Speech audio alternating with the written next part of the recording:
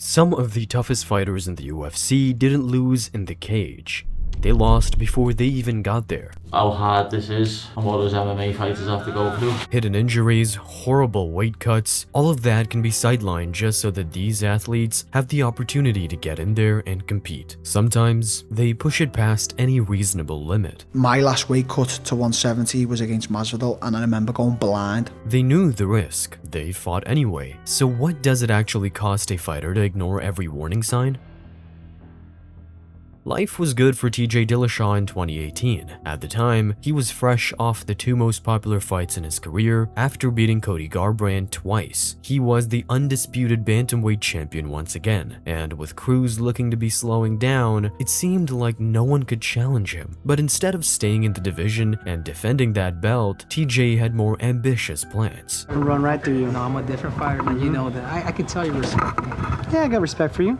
I can tell you. Olympic gold medalist. I can't wait to you. take that too. I'll take it off you. Cejudo, who had recently taken the belt from Demetrius Johnson, had been campaigning for a fight at 135. TJ never opposed the matchup. In the middle of the post-McGregor frenzy, where every champion and their mother were looking to join the select list of double champs, TJ himself offered to drop the 125 to challenge for the flyweight title. And the UFC saw in that a chance to kill two birds with one stone. Demetrius Johnson appears to be headed to 1, and Ben Askren appears to be headed to the UFC. Booting the greatest flyweight ever after one loss didn't seem like a coincidence. And if Dillashaw were to drop to 125 and win the title, everyone was wondering if the UFC planned to close the division altogether. Henry, TJ, the last time I spoke to him, said that he has been called upon to come down to 125 and shut down the flyweight division.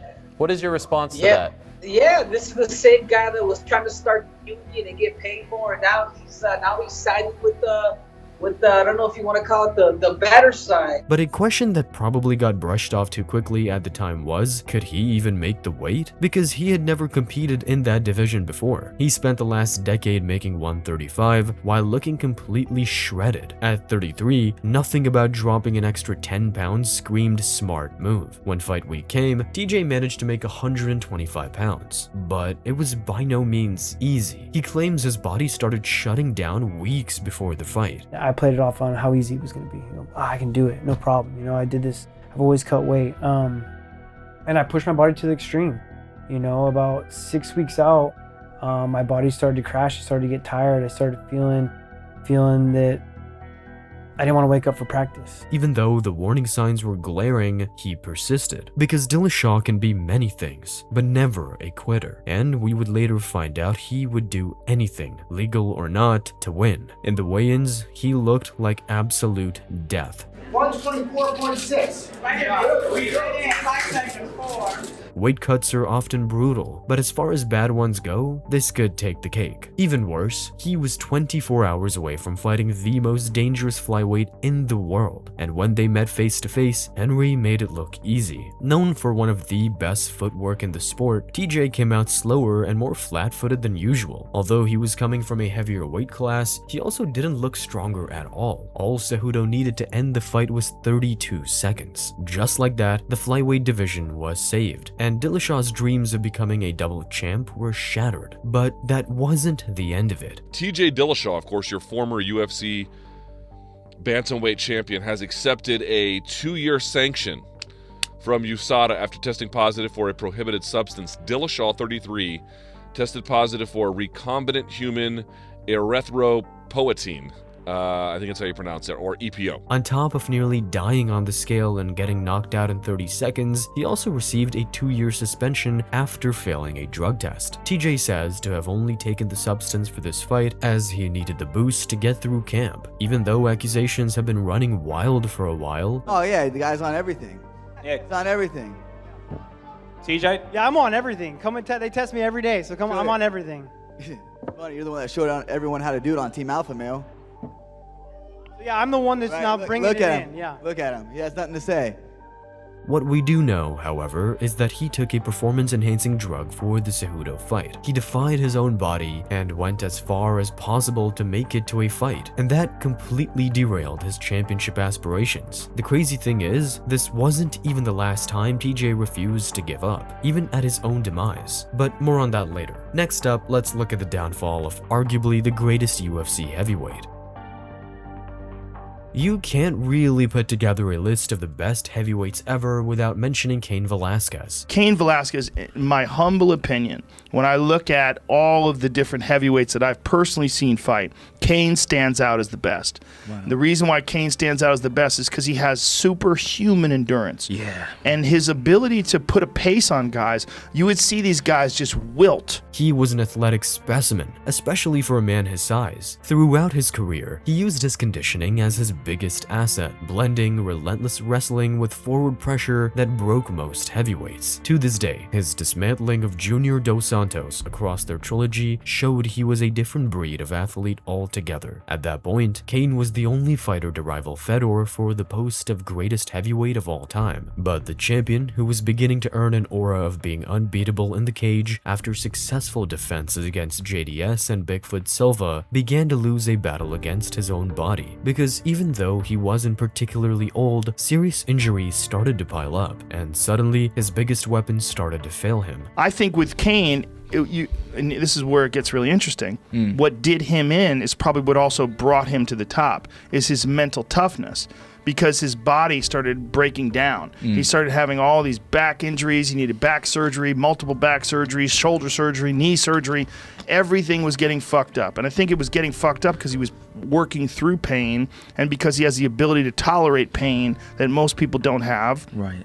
He's just a fucking animal. Injuries kept him out of competition for the entirety of 2014. By the time he returned, he looked like a shadow of his former self. Against Fabricio Werdum, he was visibly slower and more fatigued, a far cry from the cardio machine he used to be. A win over Travis Brown put him in position to regain his title in a rematch with Werdum. The UFC even tried to put it together, but his body was so broken that the Nevada Athletic Commission barred that fight after determining he was unfit to compete. Following that, Cain's career came to a halt. He went through major nerve surgery on his back, which took him out of competition. It looked like that would be it for him. Time to enjoy retirement, right? But after 3 years, he was finally ready to give it another go. For his return, the UFC presented him with perhaps the worst matchup they could. For Cain Velasquez, a guy whose body had been failing him for years, the organization presented the most physically imposing heavyweight around, Francis Ngannou. I'm thrilled that he's back.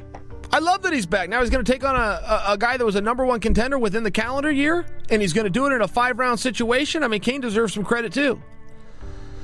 And I think matchup-wise, you could have some real fun there. Cain is one of those wrestlers that fell in love with his hands, and for good reason. They're really good. Turns out he can box. But he will also put himself in some precarious situations he doesn't need to be in. No one knew which Velasquez would show up. A healthy Cain would likely give him a run for his money, and many people would say he'd even be the favorite. However, anything less than that version of him would have a hard time dealing with Ngannou's size. And when the fight happened, it took the world less than 30 seconds to know that the notion of a healthy Cain was a thing of the past. One short punch by Ngannou was all it took to knock him down, and on his way to the canvas, his knee completely gave out. The second punch, when I went in for that takedown, the one that was like kind of behind the ear. Yeah. I was out on my feet and I didn't know it at the time, you know, just kind of. But I was out on my feet, and as I wake up, I'm falling down, and then like kind of the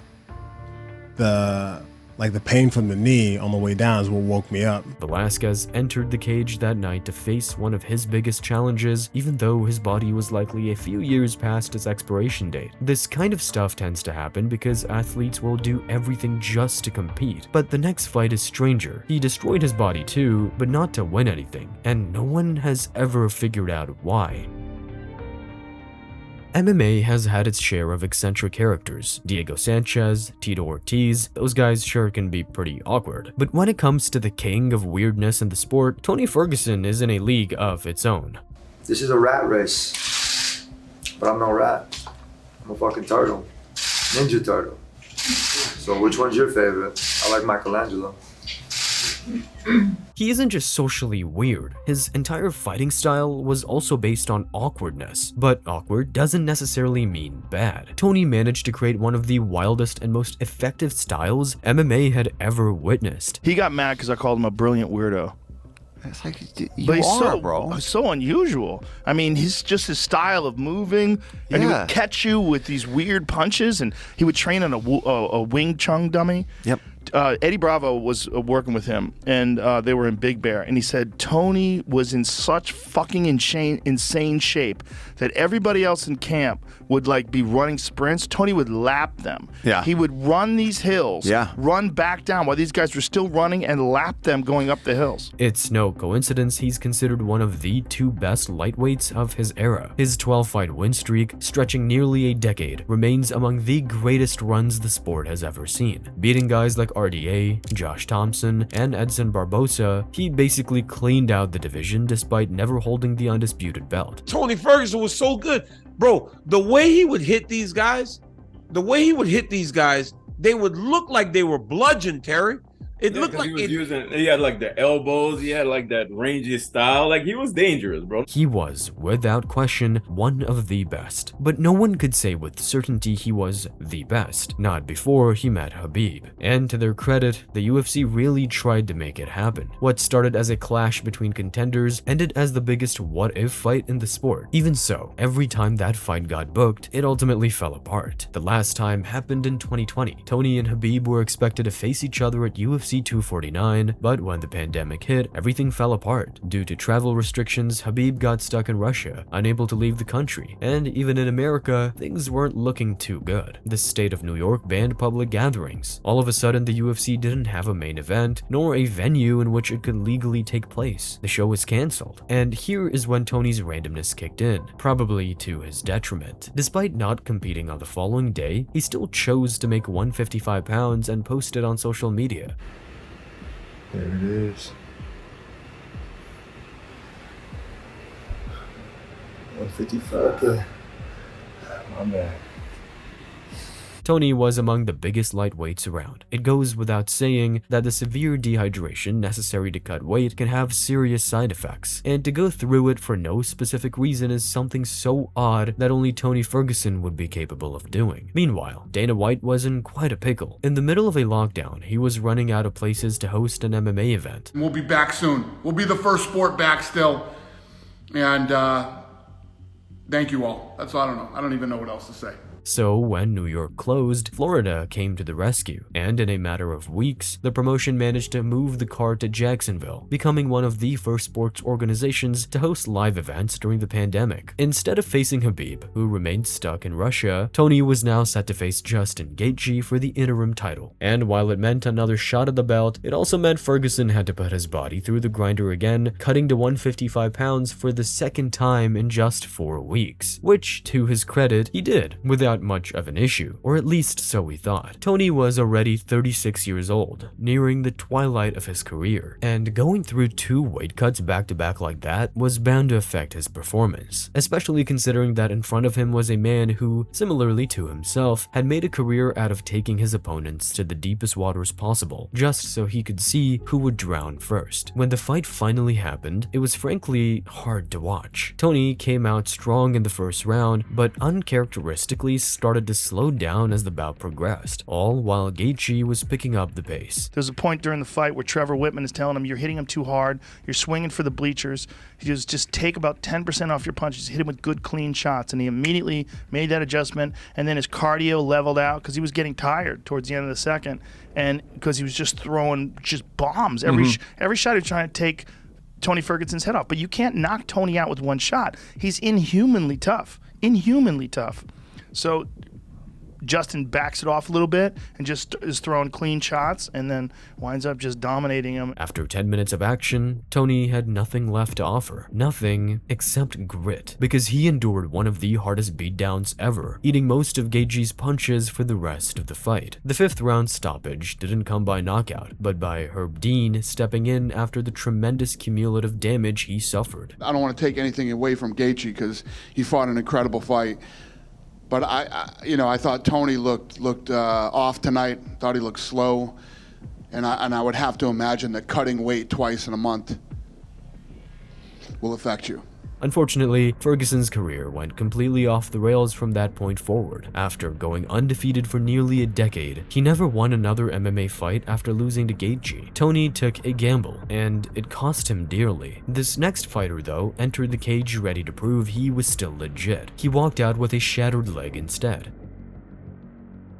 After being knocked out by Dustin Poirier in their second fight, Conor McGregor was at a crossroads. The biggest fighter the sport has ever seen in terms of popularity could be witnessing the sport moving past him. After all, Poirier himself was a fighter whom Conor had starched 7 years prior, and now he was the one threatening to end McGregor's legacy. Is the Conor McGregor mystique gone? And here's what I mean. 2 of his last 3 fights in MMA, he's lost. 3 of his last 4, technically, if you count the pro boxing match. He did a lot of losing he's done inside combative sports recently. Were the early signs that McGregor's career was nearing its end already there? Probably, but the Irishman wasn't ready to let it go without a fight, so he campaigned for an immediate rematch, and the rubber match between them was in the works. This time, it was for all the marbles. I'm throwing kill shots now. Every shot I have thrown in this camp is a kill shot.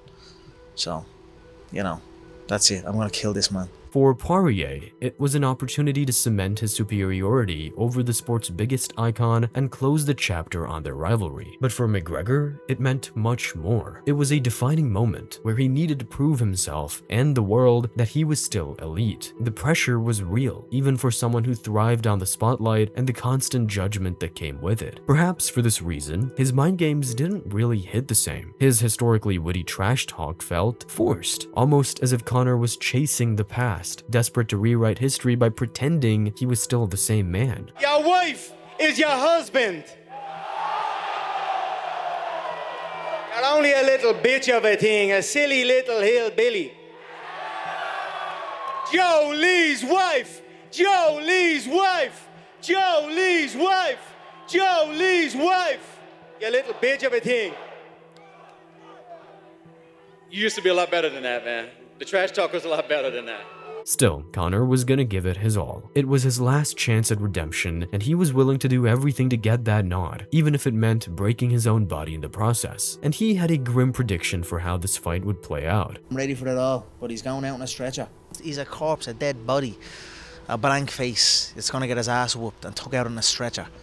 KO out on a stretcher. The build-up was a tremendous success. Reports say UFC 264 sold over 1.8 million pay-per-view buys, one of the highest-selling cards to date. The entire MMA world was ready to see if the McGregor era was truly over or if the Max show would continue. What they witnessed, however, was a fight that ended in a gruesomely bittersweet way. Dustin Poirier defeats Conor McGregor via TKO doctor stoppage after the first round. Conor McGregor, it appeared on camera to visibly break his shin. The rubber match lasted only 1 round, and to be frank, wasn't that competitive. While Conor landed a few leg kicks early on, Poirier dominated the rest of the round, battering McGregor with punches and elbows from the top. And the leg break may have been surprising to us fans, but the truth is, it was always a risk, because Conor went into the fight with an already injured leg. I'm never stopping this. I'm continuing. I'd wheel out into that octagon and I'd scoot into open guard if I couldn't brace on the leg.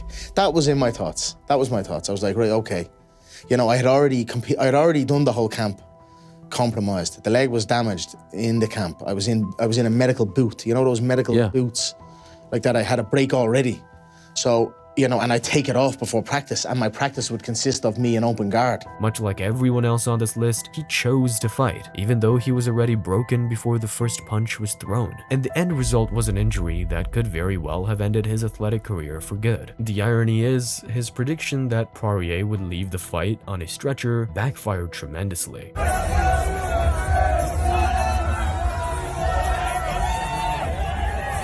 Fortunately, broken bones can heal. But what happens when a fighter decides to compete, even if it means putting his life on the line?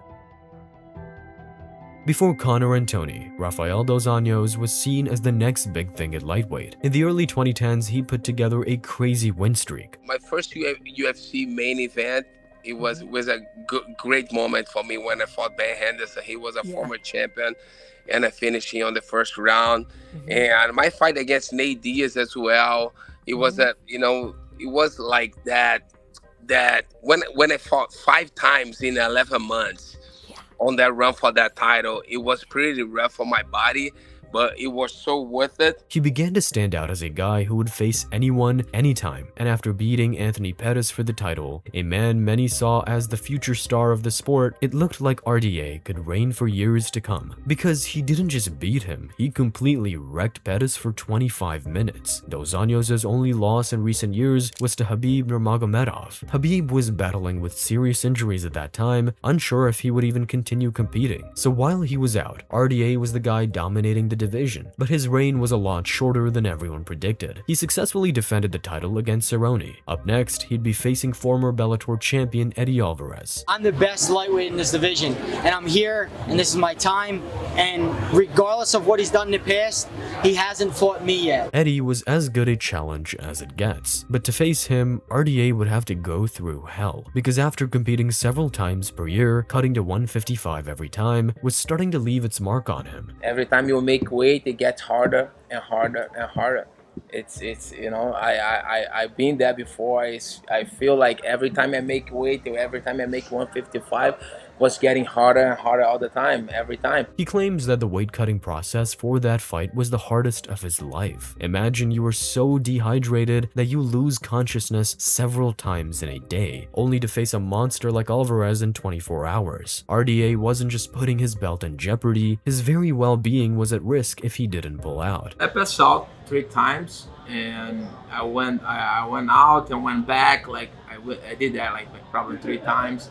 And then one of the times I was out for almost 3 minutes, and people are gonna call, you know, I almost, when I fell back on the bathtub, I almost hit the back of my head on the sink. I could die. Yeah.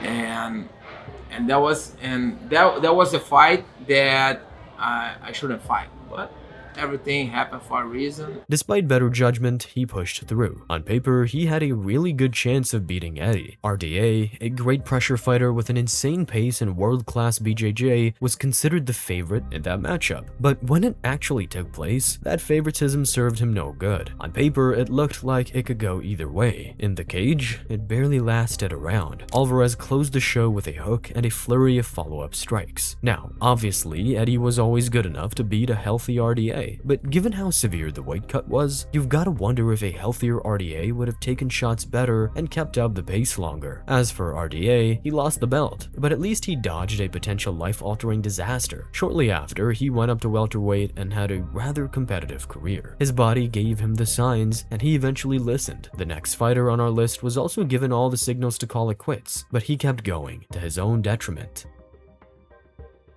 TJ had to pay his dues. He was stripped of the 135-pound belt and left on the sidelines for 2 years, while the bantamweight division tried to move past him. In the meantime, guys like Petr Yan and Aljamain Sterling started taking the reins of that weight class. But Dillashaw is too big of a name to cast aside like that, and as his return came closer, he was once again thrown into the mix of the next challengers. Aljamain Sterling should be fighting for the belt, no doubt about it, no ifs, ands, or buts.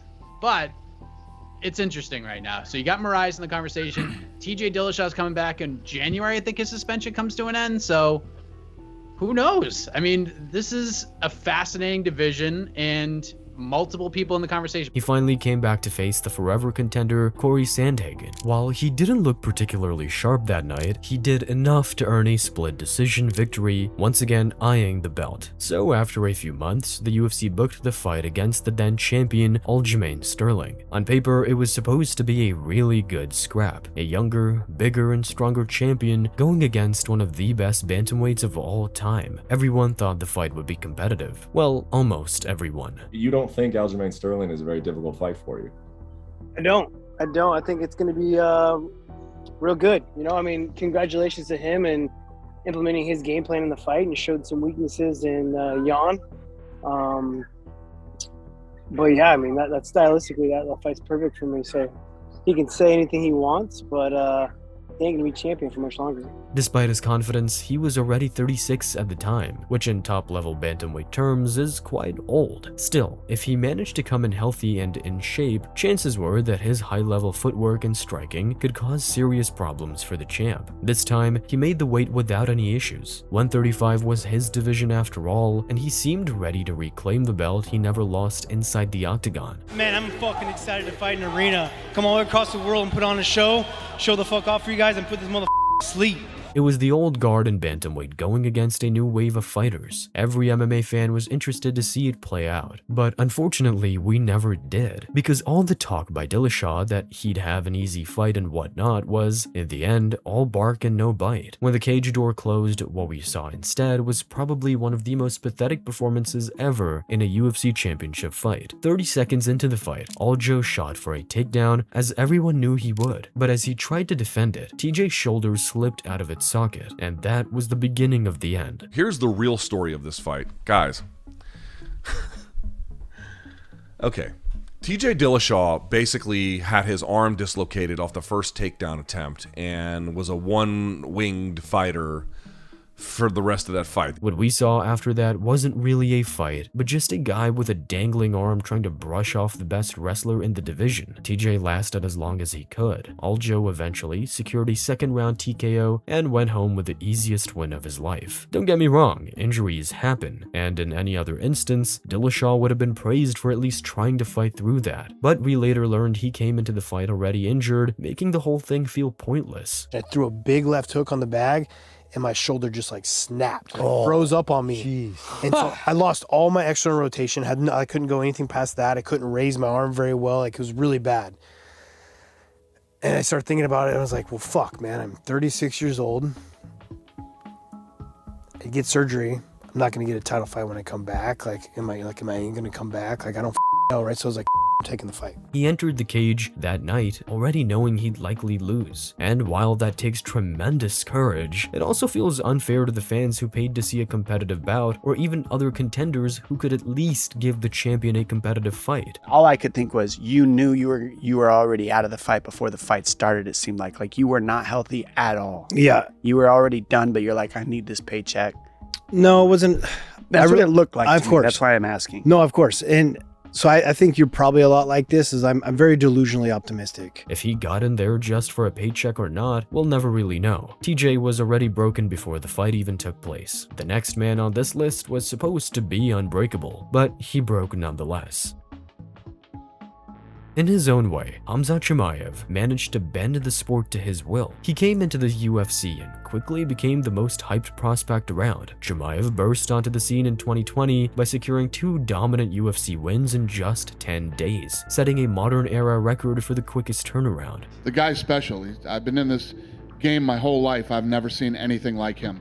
He's special. He's different. He wants to fight again. So, you know, I've never been in a position where I'm like, who's next? How do we get him a fight?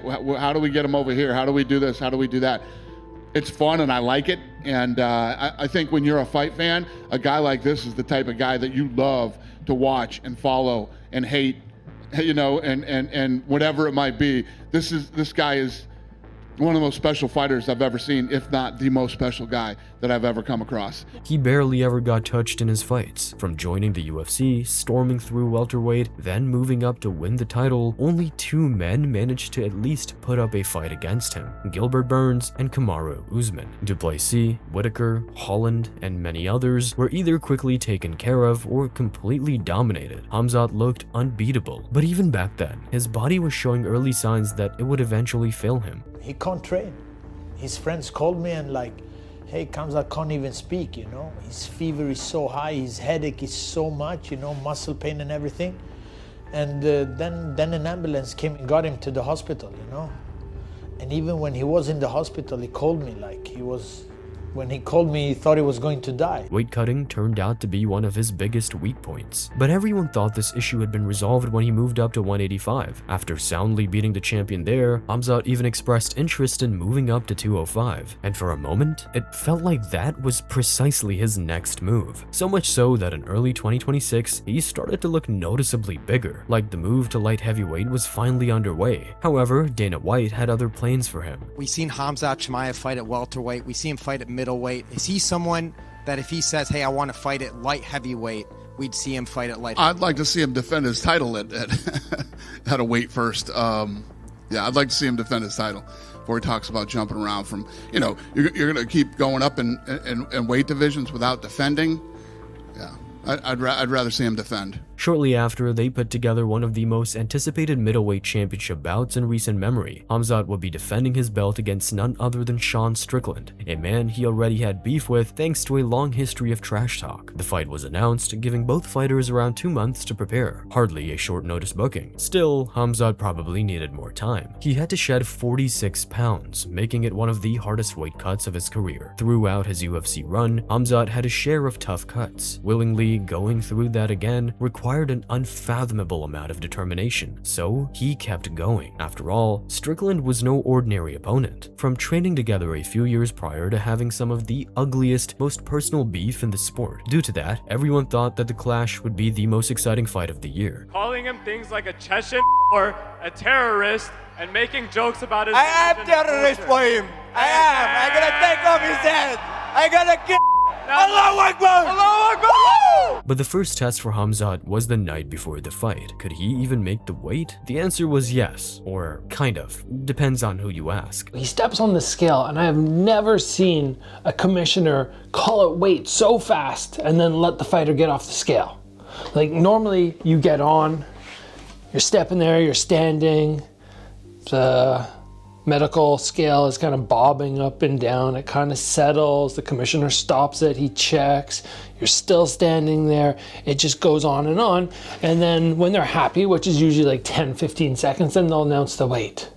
This commissioner announces 185 within 2 or 3 seconds. And I swear the thing goes up and down, kind of settles and starts moving up again. And then he gets off. There's no way. Chimaev looked horrible on the scale. Whether he made the championship weight or not, well, the commission says he did. But even his opponent thought otherwise. This didn't even make weight, you cheating you son of a whore.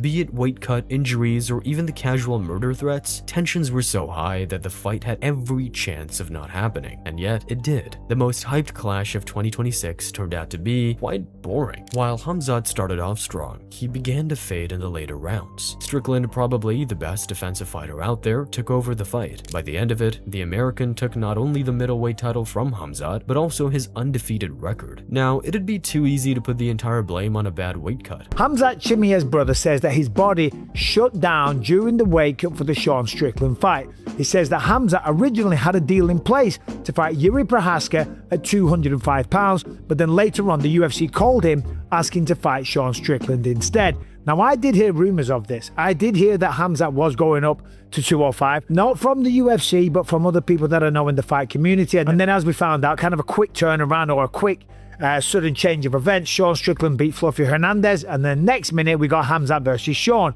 So his brother goes on to say there was a problem with the weight cut. The question became whether to cancel the fight or take the risk.